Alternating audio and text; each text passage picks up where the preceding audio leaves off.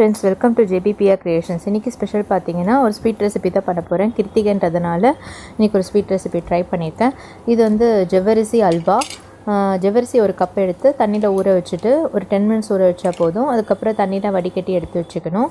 பேனில் வந்து நெய் ஊற்றிட்டு முந்திரி திராட்சை இதில் தனித்தனியாக போட்டு நல்லா ரோஸ்ட் பண்ணி நம்ம எடுத்துக்கணும். நல்லா சிவப்பாற வரைக்கும் ரோஸ்ட் பண்ணிவிட்டு நம்ம தனியாக ஒரு தட்டில் எடுத்து வச்சுக்கிட்டு, அப்புறம் இந்த ஊற வச்ச ஜவ்வரிசி இருக்குது இல்லைங்களா, அதை தண்ணியை ஃபில்டர் பண்ணி எடுத்துகிட்டு அதையும் நெய்யில் போட்டு ஒரு நிமிஷத்துக்கு நம்ம வறுத்தா போதும். அதுக்கப்புறம் வந்து ஒரு கப்பு ஜவ்வரிசிக்கு நான் வந்து 3 கப் அளவுக்கு தண்ணி ஊற்றிருக்கேன். ஏன்னா ஜவ்வரிசி நல்லா வேகணுன்றதுனால. இது தென் நம்ம வந்து கலரிட்டே இருக்கணும், இல்லைனா கொஞ்சம் அடிப்பிடிக்கவும் செய்யும். ஸோ கலரிட்டே இருக்கணும். கலரி அது நல்லா ஒரு 15 to 20 மினிட்ஸ் ஆகும் வேகிறதுக்கு மீடியம் ஃப்ளேமில். அது நல்லா வெந்து தண்ணியெல்லாம் அப்சர்வ் ஆனதுக்கப்புறமா அரை கப்பு சர்க்கரையை நான் போட்டிருக்கேன். உங்களுக்கு இனிப்பு எவ்வளோ தேவையோ நீங்கள் பார்த்து போட்டுக்கோங்க.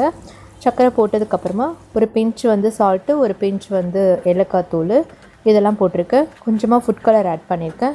ஃபுட் கலரும் ஆப்ஷனல் தான், உங்களுக்கு வேணா சேர்த்துக்கலாம். அதுக்கப்புறம் இப்போ நமக்கு சர்க்கரை போட்டதுனால நல்லா வந்து மெல்ட் ஆகும். ஸோ அந்த சர்க்கரை ஃபுல்லாக நல்லா கரைஞ்சதுக்கப்புறமா அல்வா பதத்துக்கு வர வரைக்கும் நம்ம கலரிக்கிட்டே இருக்கணும், கைவிடாமல் நம்ம கலரணும். ஃபைனலாக வந்து பார்த்திங்கன்னா தண்ணியெலாம் போகி ஒரு அல்வா பதத்துக்கு வந்ததுக்கப்புறம் நம்ம வறுத்து வச்சுருந்த முந்திரி திராட்சை இதையும் போட்டு இன்னொரு 5 மினிட்ஸ் கலர்னிங்கன்னா நம்மளோட ஜவ்வரிசி அல்வா ரெடி ஆகிடும். இதை பாருங்கள், இந்த மாதிரி வந்திருக்கும். இந்த மாதிரி பதத்துக்கு நீங்களும் செஞ்சு ட்ரை பண்ணி பாருங்கள். ரொம்ப டேஸ்ட்டாக ரொம்ப சூப்பராகவே இருந்துச்சு.